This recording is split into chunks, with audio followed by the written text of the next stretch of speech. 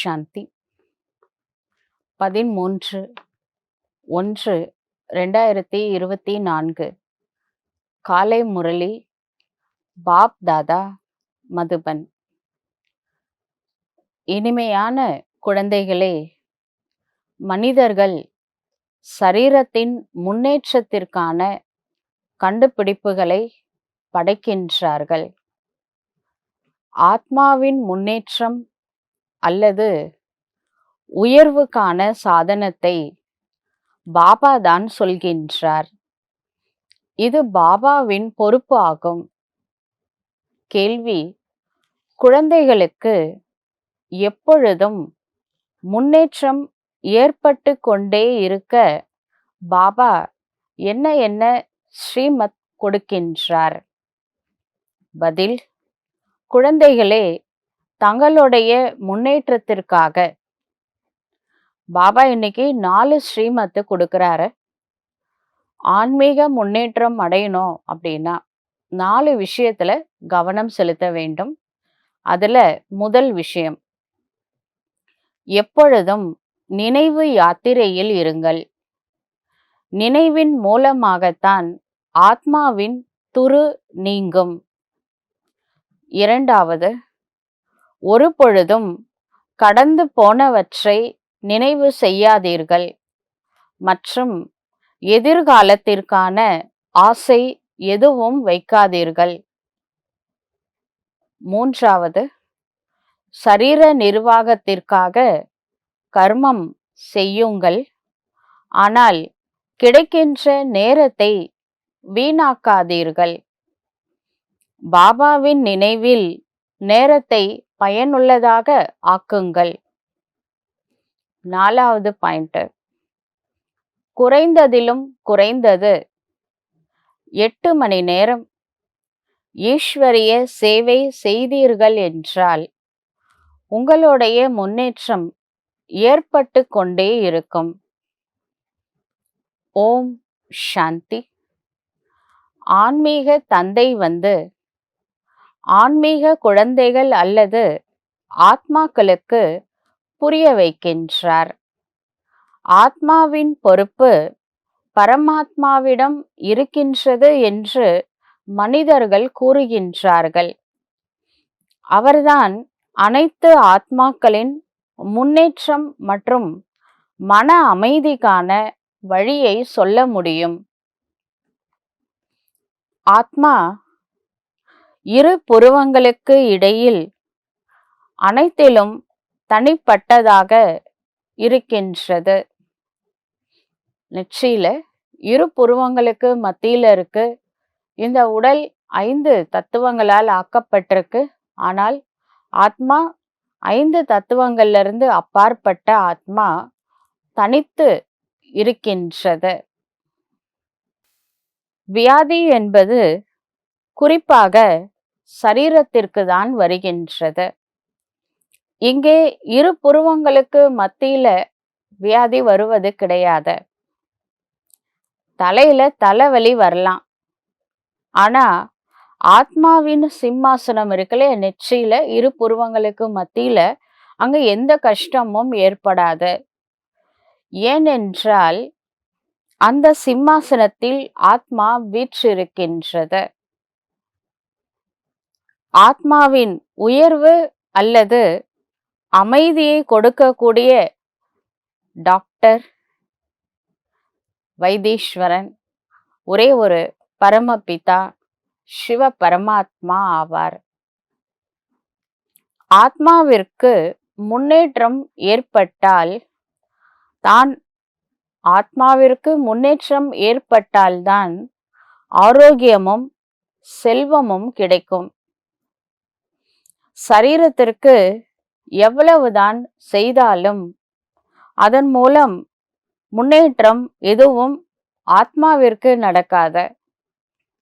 இந்த யோகாசனம் பண்றாங்க, பிராணாயாமம் பண்றாங்க, இதெல்லாம் சரீர நலத்திற்காக தான் செய்யக்கூடிய எக்ஸசைஸ். உடல் ஆரோக்கியம் கிடைக்குமே தவிர மன ஆரோக்கியம் ஆன்மீக எக்ஸசைஸ் மூலமா தான் கிடைக்குமே தவிர இந்த ஹட்ட யோகத்தினால கிடைப்பது கிடையாது. சரீரத்திற்கு ஏதாவது தொந்தரவு ஏற்பட்டு கொண்டேதான் இருக்கின்றது. இப்போ அந்த மாதிரி ரெகுலரா ஆசனாஸ் பண்றவங்களுக்கு வியாதி வரல அப்படின்னா சொல்ல முடியாது. எல்லாருக்குமே ஏதாவது ஒரு வியாதி வந்து கொண்டுதான் இருக்கின்றது. ஆத்மாவிற்கு ஒரு பாபாவை தவிர வேறு யாரும் முன்னேற்றத்தை ஏற்படுத்த முடியாது. ஆன்மீக முன்னேற்றம் வந்து சிவ தந்தையால் மட்டுமே கொடுக்க முடியும். மற்றவர்கள் அனைவரும் உலகத்தில் சரீரத்தின் உயர்வுக்காக நிறைய கண்டுபிடிப்புகளை படைக்கின்றார்கள். மற்றபடி ஆத்மாவின் முன்னேற்றம் அல்லது உயர்வு ஏற்படுவது இல்லை. அதை பாபாதான் கற்றுக் கொடுக்கின்றார். அனைத்தும் ஆத்மாவில்தான் இருக்கின்றது. அனைத்திற்கும் ஆதாரம் ஆத்மாவில்தான் இருக்கின்றது. ஆத்மாதான் 16 கலைகள் சம்பூர்ணமாக ஆகின்றது. பிறகு ஆத்மாதான் முற்றிலும் கவலையற்றவராகவும் ஆகிவிடுகின்றது. 16 கலையுடையதாக ஆகிறது. பிறகு எப்படி கலைகள் குறைந்து வருகின்றது என்பதையும் சிவ தந்தை தான் நமக்கு புரிய வைக்கின்றார். சத்தியுகத்துல உங்களுக்கு அதிகமான சுகம் இருந்தது என்று சிவபாபா சொல்றாரு. ஆத்மா ஏறும் கலையில் இருந்தது. மற்ற சத்சங்கங்களில் ஆத்மாவிற்கு எப்படி உயர்வு ஏற்படும் என்ற விஷயம் புரிய வைக்கப்படுவது இல்லை. அவர்கள் உலகிய போதையில் இருக்கின்றார்கள். தேக அபிமானம் இருக்கின்றது. பாபா உங்களை ஆத்மா அபிமானியாக மாற்றுகின்றார். தமோ பிரதானமாக ஆகியிருக்கும் ஆத்மாவை சத்தோ பிரதானமாக மாற்ற வேண்டும். இங்கே அனைத்தும் ஆன்மீக விஷயங்களாகும். அங்கே சரீரத்தின் விஷயங்கள் ஆகும். டாக்டர்கள் ஒரு இதயத்தை எடுத்து வைத்துவிட்டு வேறொன்றை வைக்கின்றார்கள். ஹார்ட் டிரான்ஸ்பிளான்ட் சர்ஜரி வந்து பண்றாங்க. ஒரு அவங்களோட ஹார்ட்டை டோட்டலா எடுத்துடுறாங்க. வேற அவங்களோட ரிலேஷன்ஸ் யாராவது, சில பேர் தானம் கொடுப்பாங்க, உறுப்புகளை தானமா கொடுக்குறாங்க. அந்த மாதிரி அவங்களுக்கு ஓகே ஆகுது அப்படின்னா, அந்த டிஷ்யூவோட மேட்ச் ஆகுது அப்படின்னா அந்த ஹார்ட்டை வந்து இவங்களோட ஹார்ட்ல வைப்பாங்க. அவர்களுக்கு ஆத்மாவோடு எந்த சம்பந்தமும் இல்லை. ஒரு ஆக்சிடென்ட் கேஸ்ல சில பேர் இறந்துடுறாங்க, இல்லை மூளை சாவு ஏற்பட்டிருக்கு அப்படின்னா அவங்களுடைய உறுப்புகள்லாம் ஒரு குறிப்பிட்ட நேரத்துல எடுத்து பதப்படுத்தி பத்திரப்படுத்தி வச்சிடலாம். அதுக்கப்புறம் இந்த ஆப்ரேஷன் டைம்ல அதை வந்து யூஸ் பண்றாங்க. அப்ப ஹார்ட்டை மாத்தி வேற ஒரு ஹார்ட் வச்ச உடனே அந்த இறந்து போனவங்களுடைய ஆத்மா அந்த உடம்புல வருமானா வராது. ஆத்மா வேற, உடல் உறுப்புகள் வேற. அதனால இந்த உடல் உறுப்புகளோடும் ஆத்மாவிற்கும் எந்த சம்பந்தமும் கிடையாது. ஆத்மா நம்ம உடம்பு உறுப்புகளுக்கும் நம்மளுக்குமே சம்பந்தம் இல்லை. ஆத்மா வந்து தனித்து இருக்கின்றது. ஏன்னா முதல்ல அந்த ஆத்மா வந்து 6வது தத்துவம், 5 தத்துவங்களுக்கு அப்பாற்பட்டது. ஆத்மா இரு புருவங்களுக்கு இடையில் இருக்கின்றது. அதற்கு ஆபரேஷன் போன்ற எதுவும் நடக்காது. ஆப்ரேஷன் பண்ணி ஆத்மாவை மாத்தி வேற ஆத்மா வைக்க முடியுமா அப்படின்னா முடியாது. கண்ணில் முதல்ல ஆத்மாவை பார்க்க முடியாது. பிரெயினை வேணா பார்க்கலாம் ஆப்ரேஷன் பண்ணா. ஆனா ஆத்மா எங்க இருக்குன்னு யார் கண்ணுக்கும் தெரியாது. ஆத்மாவுடைய உண்மையான முன்னேற்றம் ஒரே ஒரு முறைதான் நடக்கின்றது. ஒரு கல்பத்துல ஒரு முறைதான் ஆன்மீக முன்னேற்றம் நடைபெறுகின்றது என்பதை சிவ தந்தை புரிய வைக்கின்றார். ஆத்மா எப்பொழுது தமோ பிரதானம் ஆகிவிடுகின்றதோ அப்பொழுது ஆத்மாவின் முன்னேற்றத்தை ஏற்படுத்தக்கூடிய சிவ தந்தை வருகின்றார். அவர் இல்லாமல் எந்த ஒரு ஆத்மாவிற்கும் ஆன்மீக முன்னேற்றம் நடக்க முடியாது. இந்த மோசமான தமோ பிரதானமான ஆத்மாக்கள் என்னிடம் வர முடியாது என்று சிவ தந்தை கூறுகின்றார். இன்னைக்கு உலகமே மோஸ்டா இருக்கு, தமோ பிரதானமா இருக்கு. அப்படிப்பட்ட ஆத்மாக்கள் ஸ்ட்ரைட்டா பரந்தாமத்துல இருக்கிற பரமாத்மாவிடம் போக முடியுமா அப்படின்னா கண்டிப்பா முடியாது. இந்த மோசமான தமோ பிரதான ஆத்மாக்கள் என்னிடம் வர முடியாது என்று பாபா கூறுகின்றார். உங்களிடம் யாராவது வரும்பொழுது அமைதி எப்படி கிடைக்கும் அல்லது எப்படி முன்னேற்றம் ஏற்படும் என்று கேட்கின்றார்கள். ஆனால் முன்னேற்றத்துக்கு பிறகு நாம் எங்கு செல்வோம், என்ன நடக்கும் என்பதை தெரிந்திருக்கவில்லை. தூய்மையற்ற நிலையிலிருந்து தூய்மையாக ஆக்குங்கள் என்று சொல்கின்றார்கள். ஜீவன் முக்திக்கு அழைத்து செல்லுங்கள் என்று அழைக்கின்றார்கள். என்றால் ஆத்மாக்களைத்தான் அழைத்து செல்வார் அல்லவா? சரீரம் இங்கேயே அழிந்துவிடும்.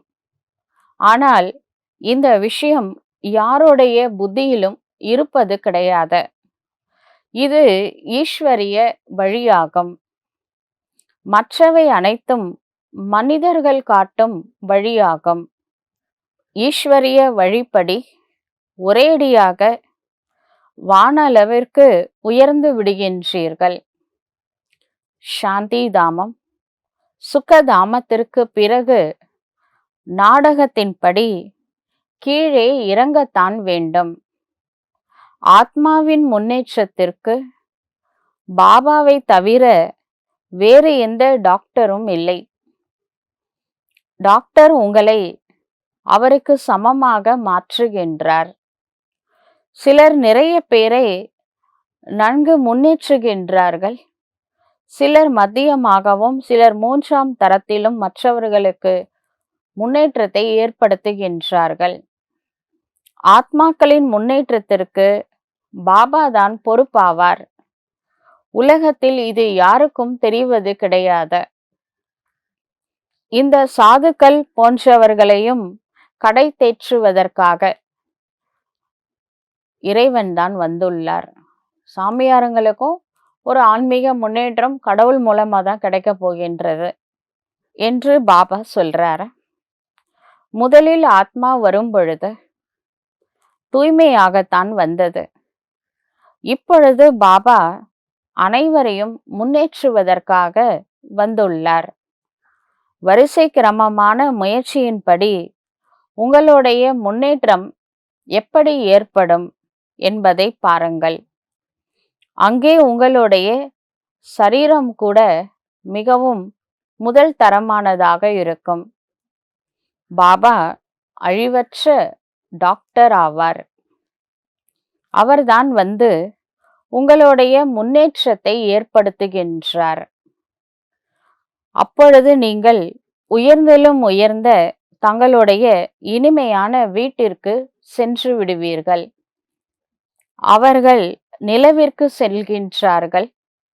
அழிவற்ற டாக்டர் உங்களை முன்னேற்றுவதற்காக என்னை மட்டும் நினைவு செய்தீர்கள் என்றால் விகர்மம் விநாசமாகும் என்று கூறுகின்றார். பாபா உலகத்தில் உள்ள குழந்தைகளை விடுவிக்கின்றார். நீங்கள் சொர்க்கத்திற்கு செல்லும் பொழுது மற்றவர்கள் சாந்தி தாமத்தில் இருப்பார்கள். பாபா எவ்வளவு அதிசயமான காரியங்களை செய்கின்றார். பாபாவினுடைய காரியம் அதிசயமானது ஆகும். ஆகையினால்தான் இறைவா, உங்களுடைய வழியும் நிலையும் தனிப்பட்டது என்று சொல்கின்றார்கள்.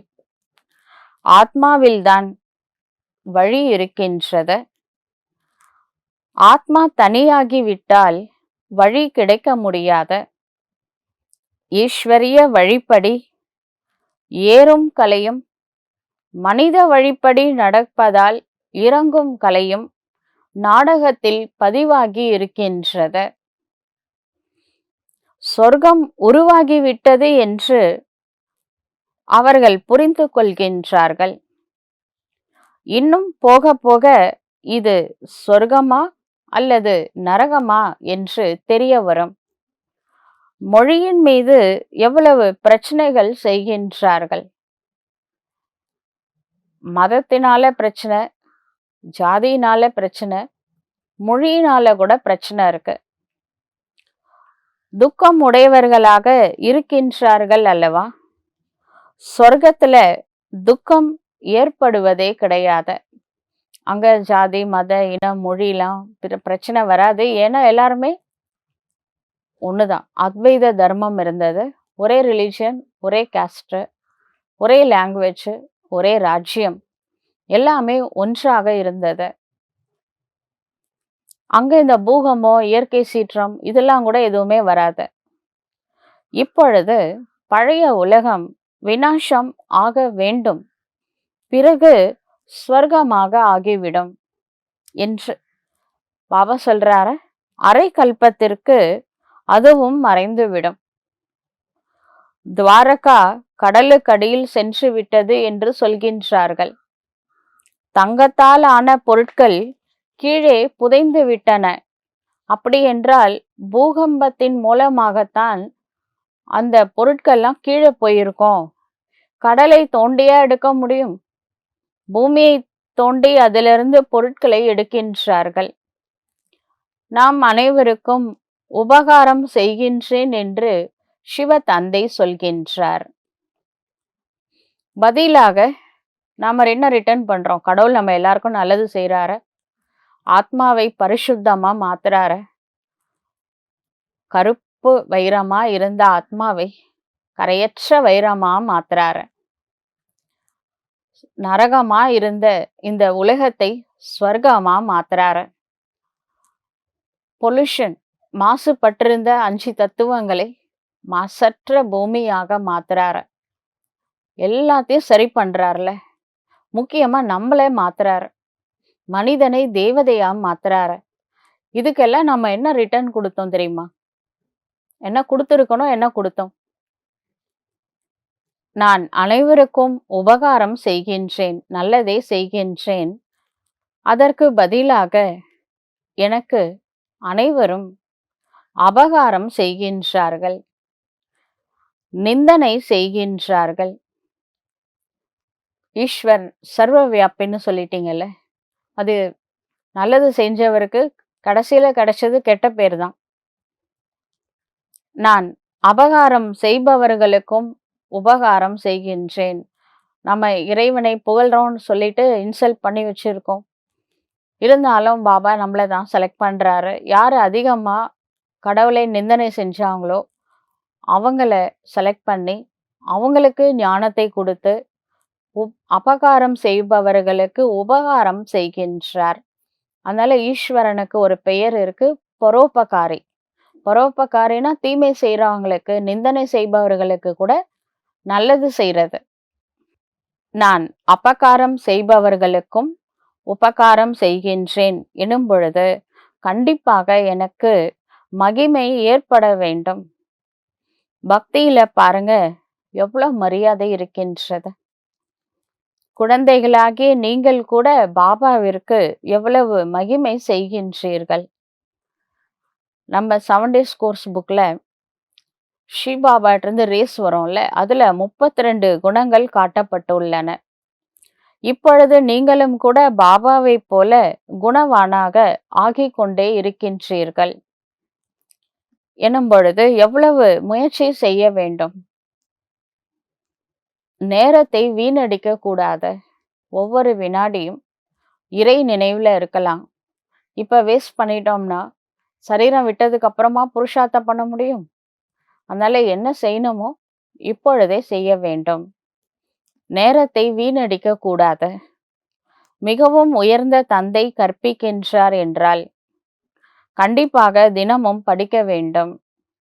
இவர் அழிவற்ற தந்தையாகவும் இருக்கின்றார், டீச்சராகவும் இருக்கின்றார். கடைசியில் வருபவர்கள் பழையவர்களை விட வேகமாக முன்னேறி கொண்டே இருக்கின்றார்கள். இப்பொழுது பாபாவின் மூலம் முழு உலகத்தின் முன்னேற்றம் நடந்து கொண்டுதான் இருக்கின்றது.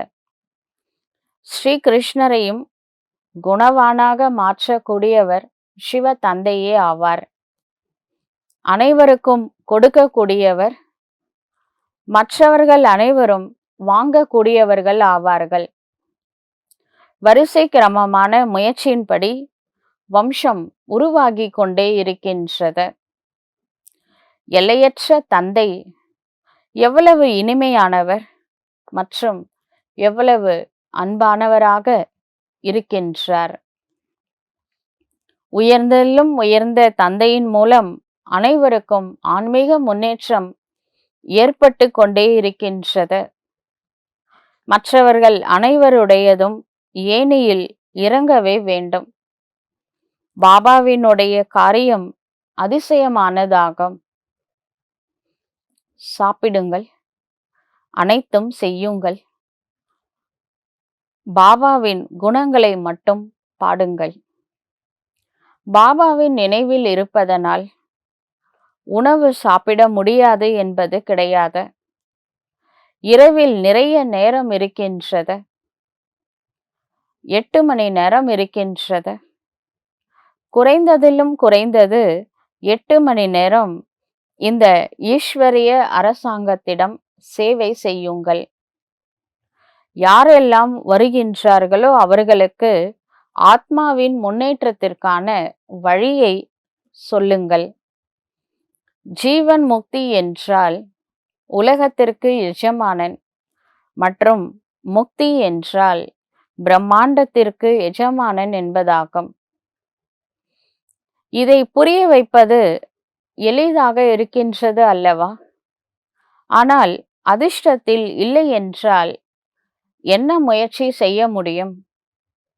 பாபாவின் நினைவு இல்லாமல் ஆத்மாவின் துரு நீங்காது என்று சிவ தந்தை புரிய வைக்கின்றார்.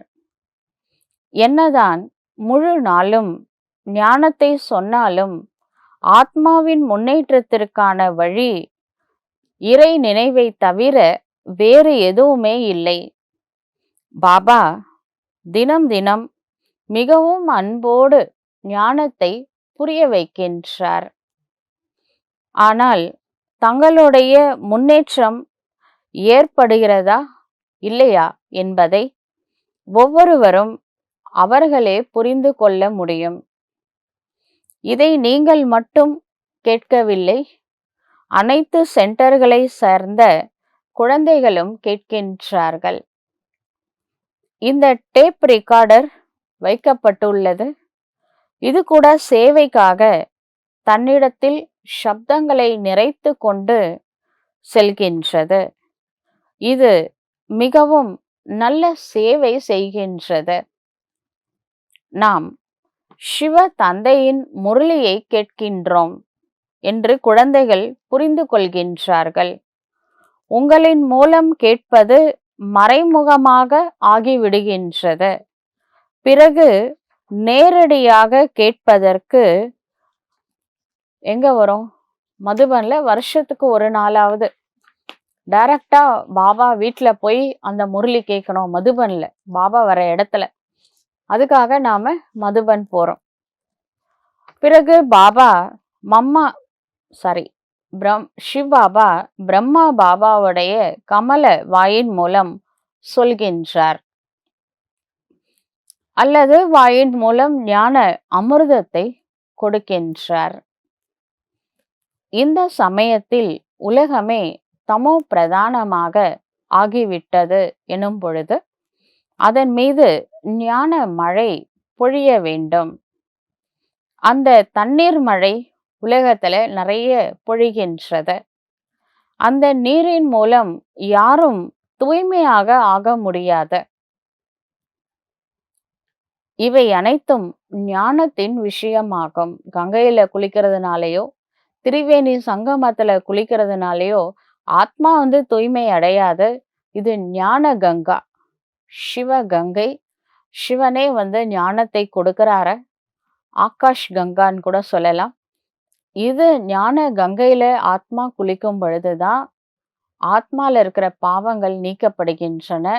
அந்த ஸ்தூலமான கங்கா தண்ணி தான் தண்ணி வந்து உடலை வேணா பியூரிஃபிகேஷன் பண்ண முடியுமே தவிர, உள்ளத்தை பண்ண முடியாது. இவை அனைத்தும் ஞானத்தின் விஷயமாகும். பாபா கூறுகின்றார், இப்பொழுது விழித்துக் கொள்ளுங்கள். நான் உங்களை சாந்தி தாமத்திற்கு அழைத்து செல்கின்றேன். ஆத்மாவிற்கும் இதில்தான் முன்னேற்றம் இருக்கின்றது. மற்றவை அனைத்தும் சரீரத்தின் விஷயங்களாகும். நீங்கள் மட்டும்தான் ஆன்மீக விஷயங்களை கேட்கின்றீர்கள். பதம் பதியாகவும் பாக்கியசாலியாகவும் நீங்கள்தான் ஆகின்றீர்கள். பாபா ஏழை பங்காளன் ஆவார். ஏழைகள்தான் கேட்கின்றார்கள். ஞானத்தை ஏழைகள்தான் அதிகமா கேட்கிறாங்க. ஆகையினாலதான் பாபா சொல்றாரு, அகலிகை போன்று சபிக்கப்பட்டவர்கள். அகலிகை வந்து ஒரு சாபத்தினால கல்லா மாறிட்டாங்க. அப்ப அவங்க கேக்குறாங்க, எனக்கு இந்த சாப விமோச்சனமே கிடையாதா அப்படின்னு. எப்ப ராமர் வந்து வருவாரோ அப்ப அவருடைய பாதம் வந்து உன் மேல பட்ட உடனே உனக்கு சாப விமோச்சனம் கிடைக்கும் அப்படின்னு சொல்றாங்க. அதே மாதிரி ராமன் வந்து அந்த கல்லு மேல காலை பட்டுடுச்சு. உடனே அந்த கல்லு பெண்ணா மாறுது. அது கதை. நிஜம் என்ன தெரியுமா? ராவனோட சாபத்தினால ஆத்மாவாகிய நாம கல்லு புத்தி ஆயிட்டோம். இப்ப சிவராம் பூமிக்கு வந்திருக்கிறாரு. அவருடைய பாதம் நம்ம மேல படுது அப்படின்னா, அவர் மூலமா அவரை பற்றிய ஞானத்தை எப்ப நாம கேட்க ஆரம்பிக்கிறோமோ, அப்ப கல்லு புத்தி பொண்ணு புத்தியாக மாறி விடுகின்றது. அதுதான் வந்து அவங்க கதை மாதிரி எழுதி வச்சிருக்காங்க. அதுல உண்மைகள் ரகசியமாக அடங்கி இருக்கின்றன. அதனால இந்த ஞானம் வந்து ரொம்ப ஹையஸ்ட் கோல்டன் ஏஜ்டு புத்தி இருக்கிறவங்க அப்படின்னா சத்தியுகத்துல தேவதைகளுக்கெல்லாம் கிடைக்காது. யாரோட புத்தி கல்லு புத்தியா இருக்கோ அவங்களுக்கு தான் கிடைக்குது. சில இடங்கள்ல விலை மாதர்கள் அவங்களுக்கு கூட ஞானத்தை புரிய வைங்க அப்படின்னு சொல்றாரு. சத்தியுகத்துல இது போன்ற விஷயங்கள் நடப்பது கிடையாது. யாருமே தப்பு செய்ய மாட்டாங்க சத்தியுகத்துல. இது எல்லைக்கு அப்பாற்பட்ட சிவாலயமாகும். சிவனே வந்து ஸ்தாபனை செய்கின்றார். இப்பொழுது எல்லையற்ற வேஷ்யாலயம் தான் இருக்கு. உலகமே அப்படிதானே, வேசிகள் நிறைஞ்ச உலகம். அதனால வேஷ்யாலயம்னு பேரு. அப்படின்னா என்ன அர்த்தம்? விகாரங்கள் நிறைஞ்ச உலகமாகும். முற்றிலும் தமோ பிரதானமாக இருக்கின்றது. ஜெயிலுக்கு உள்ள இருக்கிறவங்க சொல்றாங்க, சிறை கம்பிக்கு உள்ள இருக்கிறவங்க அவங்கள வெளியில இருந்து பாக்குறாங்க, ஐயோ பாவம் அப்படின்னு நினைக்கிறாங்க. கம்பிக்குள்ள இருக்கிறாங்க. நீங்க உள்ள இருந்து அவங்கள பாருங்க, அவங்களும் கம்பிக்குள்ள இருக்கிற மாதிரி தான் தோணும். இவங்களுக்கு அவங்க பரிதாபப்படுறாங்க, அவங்களுக்கு இவங்க பரிதாபப்படுறாங்க. பாபா சொல்றாரு, வெளி உலகம் விகாரத்தை பின்னாடி போகுது, ஐயோ பாவம்னு சொன்னா, அந்த விகாரத்துல போறவங்க நம்மளை பார்த்து பரிதாபப்படுறாங்க. ஐயோ பாவம், இவங்க விகாரத்திலே போல அப்படின்னு அவங்க சொல்றாங்க. இல்ல யாரு பாவம்னு கடவுளுக்கு தான் தெரியும். இதுல அதிக நேரமே கிடையாது. இப்ப தூய்மையற்ற உலகம். இத மாத்துறதுக்காக கடவுள் வந்திருக்கிறாரு. அப்ப கோஆபரேஷன் கடவுளுக்கு கொடுக்கணுமா, கொடுக்க கூடாதா? இந்த ஒரு பிறவியில கோஆபரேட் பண்ணுங்க அப்படிதானே சொல்றாரு. அதுவும் நீங்க எவ்வளவு நெருக்கத்துல வந்துட்டீங்க. கிளைமேக்ஸ் வரப்போகுது. கொஞ்ச நாள் தூய்மையா, இவ்வளவு வருஷமா தூய்மையா இருந்துட்டீங்க. இன்னும் கொஞ்சம் வருஷம் தூய்மையா இருந்துருங்க. கடைசி வரைக்கும் தூய்மையாவே இருந்துருங்க. இப்பொழுது இந்த தூய்மையற்ற உலகம் மாற வேண்டும். முள்ளால தானே எடுக்கணும். தூய்மையற்ற உலகத்தை மாத்தணும்னா நாம தூய்மைன்ற சக்தி கொடுத்தாதான் அந்த உலகத்தை மாற்ற முடியும். பாரதத்தில் ராம ராஜ்யம் மற்றும் ராவண ராஜ்யம் நடக்கின்றது. இப்பொழுது அநேக தர்மங்கள் ஆகிவிட்டன. ஆகையினால்தான் அசாந்தி ஏற்பட்டு விடுகின்றது. சண்டை நடந்து கொண்டுதான் இருக்கின்றது. இப்பொழுது இன்னும் அதிகமாக சண்டை நடக்கும். மிகவும் கடுமையான சண்டை நடந்து பிறகு நின்றுவிடும்.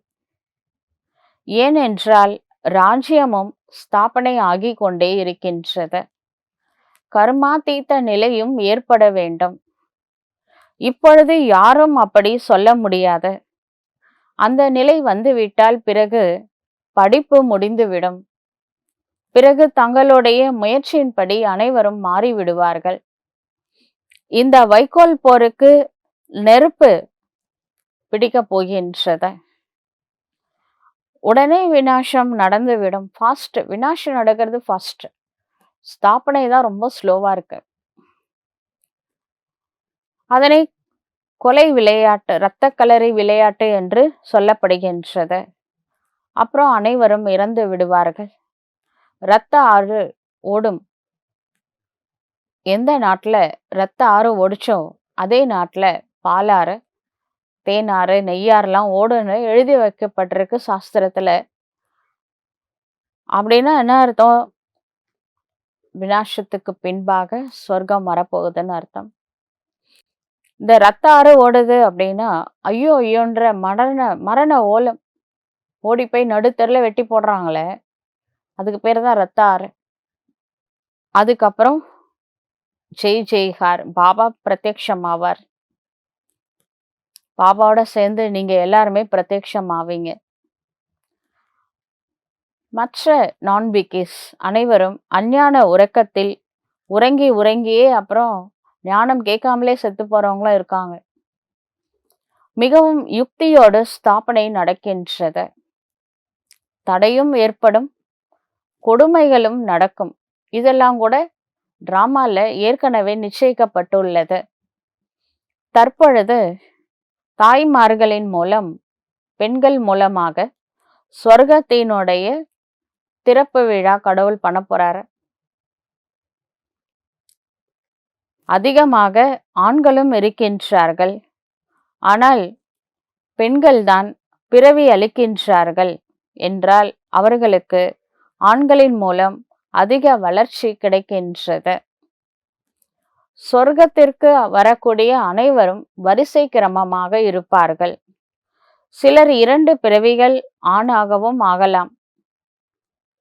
நாடகத்தில் என்ன கணக்கு வழக்கு பதிவாகி இருக்கின்றதோ அது நடக்கின்றது. ஒரு பிறவி ஆணா இருப்பாங்க, ஒரு பிறவி பெண்ணா இருப்பாங்க.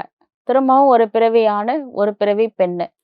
சில நேரங்கள்ல 2 பிறவி ஆண், 2 பிறவி பெண்ணு, அல்லது 2 பிறவி ஆண், ஒரு பிறவி பெண், அந்த மாதிரி இப்படி வேணாலும் இருக்கலாம். ஆக மொத்தத்துல 84 பிறவி ஆணாகவோ அல்லது பெண்ணாகவோ ஒரே ஜெண்டர்ல பிறக்க போறது கிடையாது. இது ஆணும் பெண்ணும் மாறி மாறி தான் பிறவி எடுப்பாங்க. அதனால ஆணோட சம்ஸ்காரம் பெண்ணுக்குள்ளவும், பெண்ணோட சம்ஸ்காரம் ஆணுக்குள்ளவும் கண்டிப்பா இருக்கும். ஆத்மாவிற்கு உயர்வு ஏற்படுவதன் மூலமாக எந்த அளவு வித்தியாசம் ஏற்பட்டு விடுகின்றது. சிலர் ஒரேடியாக உயர்ந்தவர்களாக ஆகிவிடுகின்றார்கள். சிலர் முற்றிலும் கீழானவர்களாகவே ஆகிவிடுகின்றார்கள். ராஜா எங்கே, பிரஜா எங்கே? இப்பொழுது முயற்சி செய்யுங்கள் என்று இனிமேலும் இனிமையான குழந்தைகளுக்கு சிவ தந்தை புரிய வைக்கின்றார். யோகத்தின் மூலம் தூய்மையாகுங்கள்.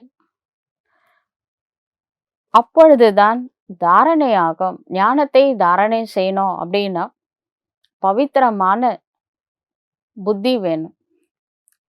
ஏன்னா இந்த ஞானம் சிங்கத்தோட பாலுக்கு சமமானது. சிங்கத்தினுடைய பாலை தங்க பாத்திரத்துல தான் கெடாம இருக்கும். சில பாத்திரங்கள்ல கெட்டு போயிடும், சிலதுல ஓட்டைய போட்டுரும். அவ்வளோ சக்தி வாய்ந்தது சிங்கத்தோட பால். அது மாதிரி இது ஞானப்பால். சிவ தந்தை சொல்றது இது புத்தியில தங்கணும், கெடாம இருக்கணும் அப்படின்னா நம்ம புத்தி தங்க பாத்திரம் போன்று தூய்மையாக, பொன் புத்தி அப்படின்னு சொல்றாங்களே, தங்க புத்தி நிறைஞ்சதா இருக்கணும். அப்பதான் இந்த ஞானம் அப்படியே தங்கும். குறிக்கோள் மிகவும் உயர்ந்தது ஆகும். தங்களை ஆத்மா என்று புரிந்து மிகவும் அன்போடு சிவ தந்தையை நினைவு செய்ய வேண்டும்.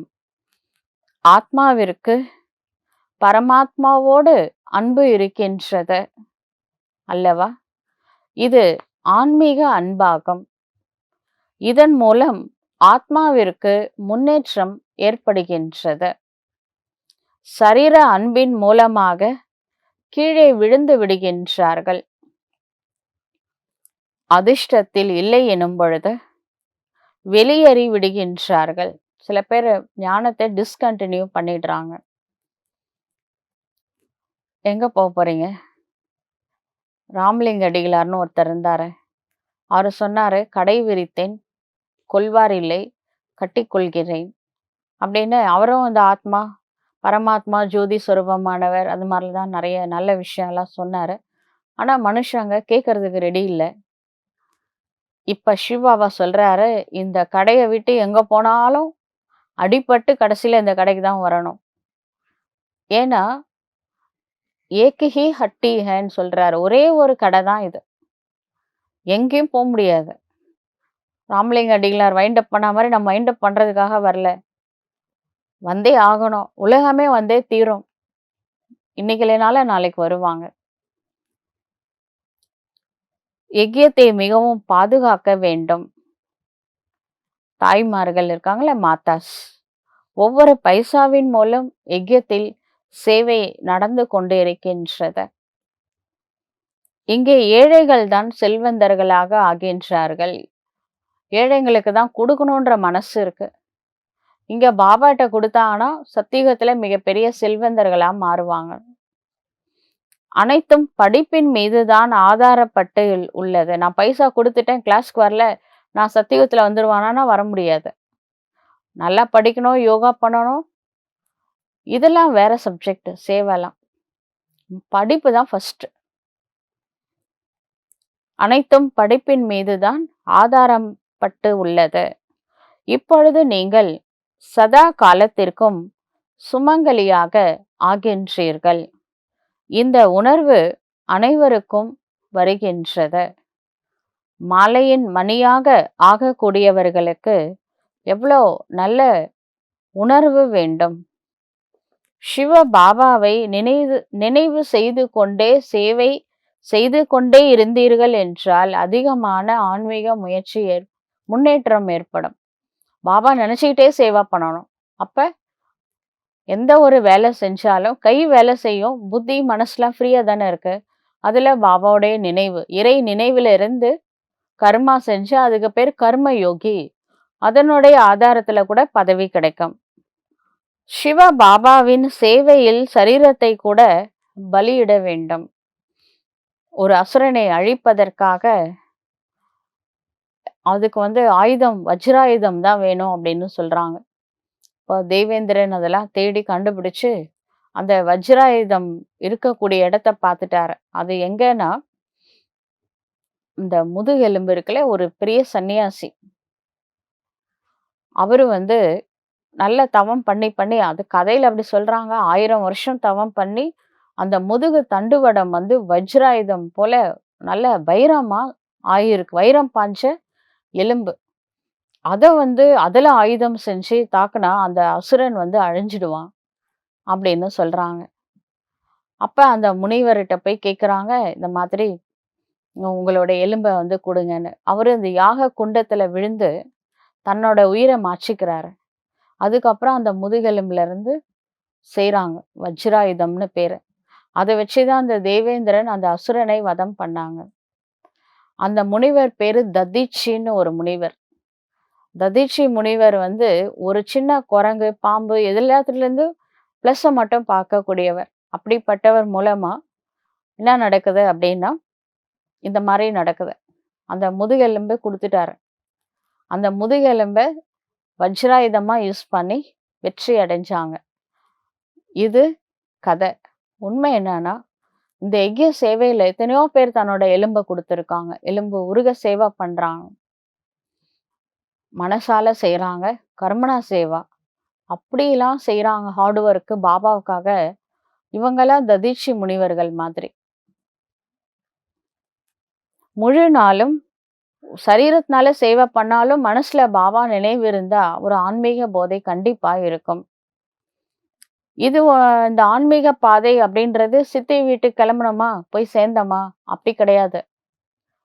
நாம் நமக்கு எவ்வளவு முன்னேற்றம் செய்கின்றோம் என்பதை அனைவரும் பார்க்க வேண்டும். கடந்து போனவற்றை நினைக்காதீங்க அப்படின்னு பாபா சொல்றார். Past is past. எது நடந்து முடிந்ததோ நன்றாகவே நடந்தது.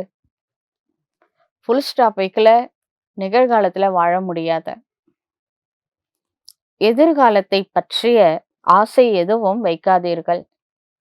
சரீர நிர்வாகத்திற்காக கர்மம் செய்யத்தான் வேண்டும். கிடைக்கின்ற நேரத்தில் பாபாவை நினைவு செய்தீர்கள் என்றால் விகர்மம் விநாசமாகும். பாபா அடிமை மாதிரி இருக்கக்கூடிய பெண்களுக்கு புரிய வைக்கின்றார்.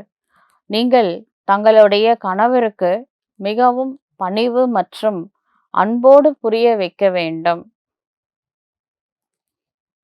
ஏன்னா அந்த கணவர் தான் கிளாஸுக்கு போனா அடிக்கிறாரு. இங்க சிவ பாபா சொல்றாரு, அவர்கிட்ட அன்பா நடந்துக்கோங்கன்னு சொல்றாரு. யாராவது அடித்தால் அவர்கள் மீது மலர் அபிஷேகம் செய்யுங்கள். செஞ்சிட போறீங்க. அவர் சொல்றதுக்கு அர்த்தம் என்ன அப்படின்னா, பூ எடுத்துமே போட்டு பாருங்க, அப்படியே பின்னி எடுத்துருவாங்க. அது மாதிரிலாம் எதுவும் செஞ்சிடாதீங்க. மனசால pure vibration, positive vibration. Baba இந்த ஆத்மாவுக்கு திருப்திப்படுத்து, அது என்ன வேணுமோ கொடுத்து திருப்திப்படுத்து. அந்த ஆத்மா என்னை நினைக்க கூடாது, என்கிட்டயே வரக்கூடாது.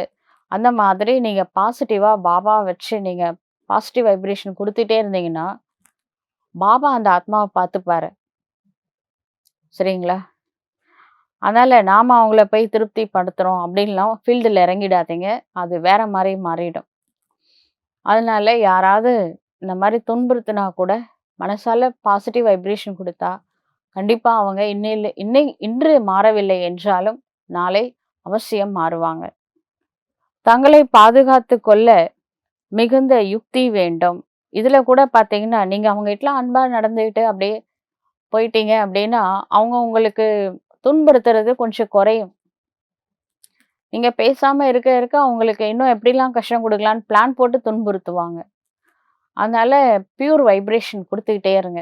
அவங்கள பார்க்கும்போதோ அல்லது அவங்களோட எண்ணங்கள் வரும் பொழுது பாசிட்டிவ் தூய்மையான ஒரு நல்ல வைப்ரேஷன் சுப பாவனையினால மனசால கொடுங்க. பாபா பார்த்துப்பாரு. கண்கள் மிகவும் குளிர்ச்சியாக இருக்க வேண்டும் அப்படின்னு அர்த்தம். கோவத்துல கண்ணில் கோவம் தெரியுது நிறைய பேருக்கு. வாய் பேசுதோ இல்லையோ முதல்ல கண்ணில் தெரியுது.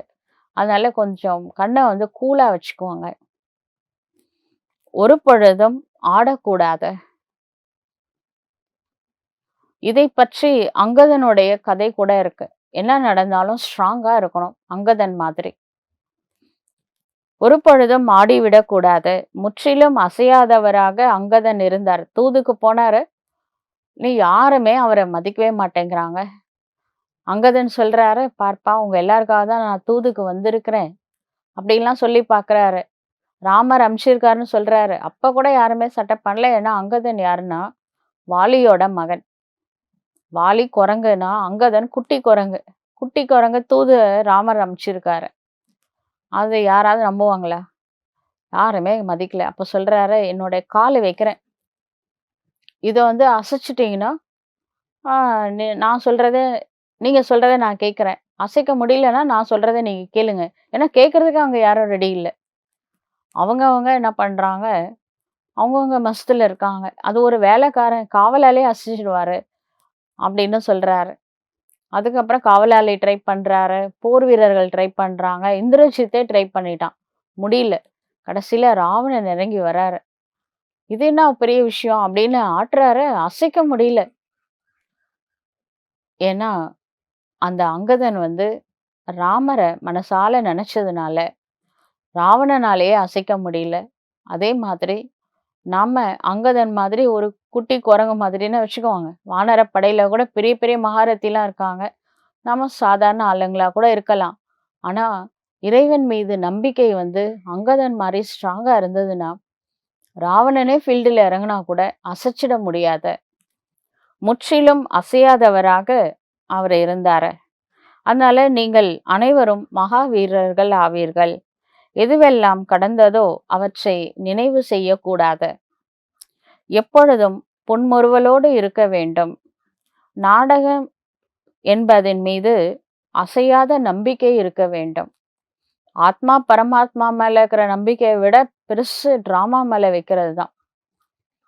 பாபா அவரே கூறுகின்றார், நானும் கூட நாடகத்தில் கட்டுப்பாட்டிற்குள் இருக்கின்றேன். மற்றபடி வேறு எந்த விஷயமும் கிடையாது. சுயதர்சன சக்கரத்தின் மூலமா கிருஷ்ணர் இவங்களெல்லாம் கொன்னாரு அப்படிலாம் சொல்றாங்கல்ல, எழுதி வச்சிருக்காங்க. இவை அனைத்தும் கட்டுக்கதைகளாகும். பாபா ஹிம்சை செய்ய முடியாது. சிவாவை செய்வாரா? இவர் தந்தை மற்றும் டீச்சராக இருக்கின்றார். இங்க கொல்வதற்கான விஷயம் கிடையாது. இங்க மக்களை அழிக்கிறதுக்காக கடவுள் இருக்கிறாரு, அதுக்காக வரல. அவரு தந்தையாக பாலனை கொடுக்கிறார், ஆத்மாவை வளர்க்கிறாரு. டீச்சரா இருந்து நம்மளுக்கு வருங்காலத்திற்கான பதவி, ஒரு நல்ல பதவி கொடுக்கறதுக்காக டீச்சரா இருந்து பாடம் எடுத்துட்டு இருக்கிறாரு. இது வாழ்க்கை எனும் பாடமாகும். இந்த விஷயங்கள் அனைத்திலும் இந்த சமயத்தினுடைய விஷயங்கள் ஆகும். ஒரு புறம் நிறைய மனிதர்கள் இருக்கின்றார்கள், மறுபுறம் நீங்கள் யாருக்கு வர வேண்டுமோ அவர்கள் வந்து கொண்டே இருப்பார்கள். 800 கோடி மனுஷங்க இருக்காங்க இன்னைக்கு உலகத்துல. சத்தியுகத்துல எவ்வளவு பேர் இருப்பாங்க? இப்ப இருக்கிற பிகேஸ் 15 லட்சம். 800 கோடிக்கு 15 லட்சம் எங்க இருக்கு? யோசிச்சு பாருங்க. கல்பத்திற்கு முன் போலவே பதவியை அடைந்து கொண்டே இருப்பார்கள். இதுல அற்புதம், அதிசயம், மிராக்கிள்ஸ் எதுவுமே கிடையாது. ஒழுங்கா படிச்சா மார்க் போடுவாரு. மற்றபடி பாபா மேஜிக் பண்ணலாம் கேட்கக்கூடாது. சரிங்களா? நல்லா படிங்க, புருஷார்த்தம் பண்ணுங்க, நல்ல யோகா பண்ணுங்க. ஞானம், யோகம், தாரணை, சேவையினால மார்க் தானா கிடைக்கும். பாபா இரக்கமான உள்ளமுடையவர், துக்கத்தை நீக்கி சுகத்தை வழங்கக்கூடியவர். பிறகு எப்படி மற்றவர்களுக்கு துக்கம் அளிப்பார்? நல்லது, இனிமேலும் இனிமையான, காணாமல் போய் கண்டு எடுக்கப்பட்ட செல்ல குழந்தைகளுக்கு தாயும் தந்தையுமான பாப் தாதாவின் அன்பு நினைவுகளும் காலை வணக்கமும். ஆன்மீக குழந்தைகளுக்கு ஆன்மீக தந்தையின் நமஸ்காரம். ஆன்மீக தந்தைக்கு ஆன்மீக குழந்தைகளின் நமஸ்காரம். தாரணைக்காக முக்கிய சாரம். குறைந்ததிலும் குறைந்தது 8 மணி நேரம் ஈஸ்வரிய அரசாங்கத்தின் சேவை செய்து தங்களுடைய நேரத்தை பயனுள்ளதாக ஆக்க வேண்டும். ஒரு நாளைக்கு 8 மணி நேரம் பாபாவை நினைக்கிறது, இதுதான் ஈஸ்வரிய சேவை. பாபாவை போல குணவானாக ஆக வேண்டும், குணம் நிறைந்தவராக ஆக வேண்டும். செகண்ட் பாயிண்ட், எது கடந்ததோ அதை நினைவு செய்யக்கூடாது. கடந்தவற்றை கடந்து மறந்துவிட்டு எப்பொழுதும் புன்முறுவலோடு இருக்க வேண்டும். நாடகம் என்பதில் அசையாத உறுதியோடு இருக்க வேண்டும். வரதானம்: சங்கல்பம், பேச்சு மற்றும் செயலில் வீணான விஷயங்களை தவிர்த்து சக்திசாலியாக மாற்றம் செய்யக்கூடிய தூய்மையான அன்னப்பறவை ஆகுக. தூய்மையான அன்னப்பறவை என்றால் ஹோலிஹன்ஸ் அப்படின்னு சொல்றாங்க. அதனுடைய அர்த்தம் எண்ணம், சொல் மற்றும் செயலில் வீணாகுவதை சக்திசாலியாக மாற்றம் செய்பவர்கள் என்பது ஆகும். ஏனெனில் வீணானது என்பது கல் போன்றது. கல்லிற்கு மதிப்பே கிடையாது. வேஸ்ட் பேச்சு பேசுறோம்னு வச்சுக்கோங்க. அதுக்கு என்ன மதிப்பு இருக்கு? கல்லு மாரி வார்த்தைகள். அதுக்கு மதிப்பே கிடையாது. ரத்தினத்திற்கு மதிப்பு உள்ளது. இது பயன்படக்கூடிய பொருள் அல்ல. இது பயன்படக்கூடிய பொருள் என்று தூய அன்னப்பறவை உடனடியாக கண்டுபிடித்து விடுகின்றது. ரத்தினத்தையும் கல்லையும் வச்சா கூட ரத்தினத்தை பிரிச்சு எடுக்குது அன்னப்பறவை. அது என்ன பெரிய விஷயம்? பாலும் தண்ணியும் வச்சாலும் நம்மளால பாலை தனியா பிரிச்சு எடுக்க முடியாது.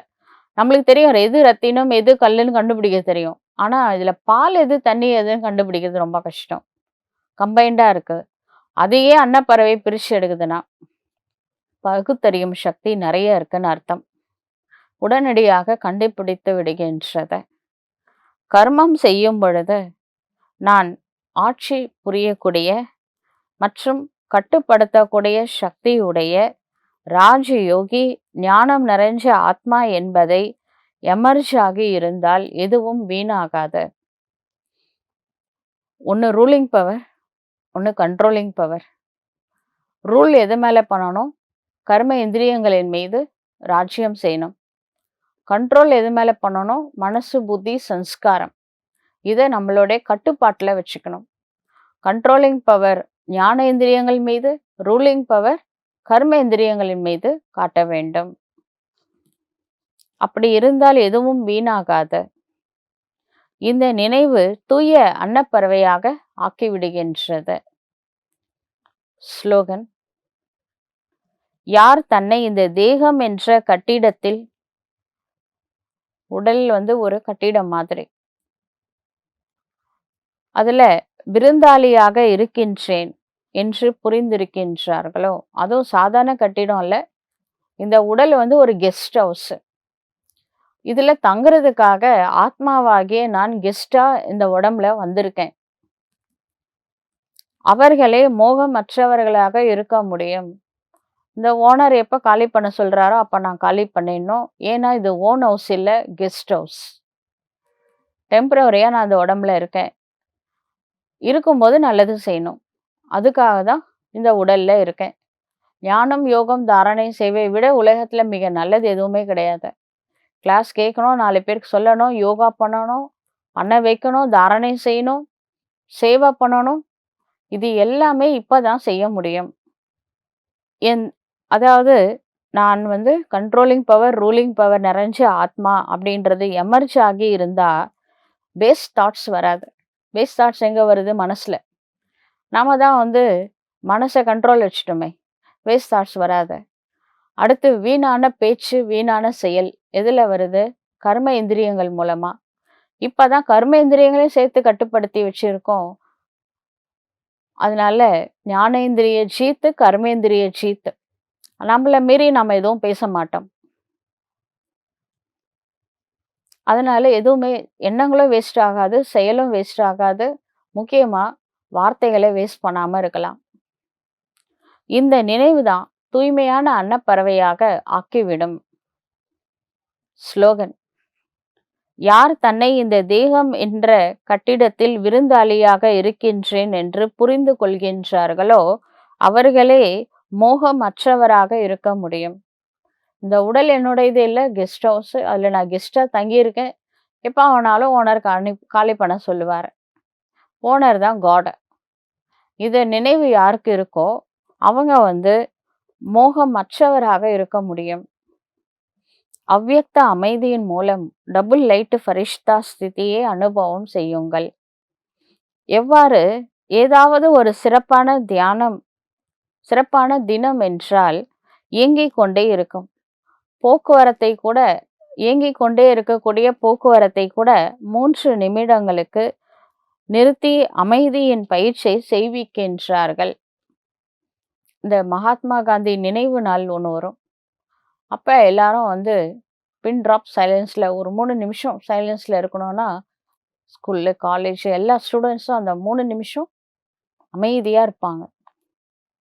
அந்த போக்குவரத்து எல்லாத்தையும் நிறுத்திட்டு 3 நிமிஷத்துக்கு அமைதியை கடைபிடிக்கிறாங்க நான் பிகேஸ். அனைத்து காரியங்களையும் நிறுத்தி விடுகின்றார்கள். அதுபோல நீங்கள் கூட ஏதாவது காரியம் செய்கின்றீர்கள் அல்லது பேசிக்கொண்டே இருக்கின்றீர்கள் என்றால் இடையிடையில் இந்த சங்கல்பம் அப்படிங்கிற போக்குவரத்தை நிறுத்துவதற்கான பயிற்சி செய்யுங்கள். ஒரு நிமிடத்திற்காவது மனதின் எண்ணங்களை சரீரத்தின் மூலமாக செய்து கொண்டு இருக்கும் கர்மத்தை இடையில் நிறுத்திவிட்டு தன்னுடைய பரிஷ்தா நிலையில் நிலைத்து விடுங்கள். நல்லது. ஓம் சாந்தி.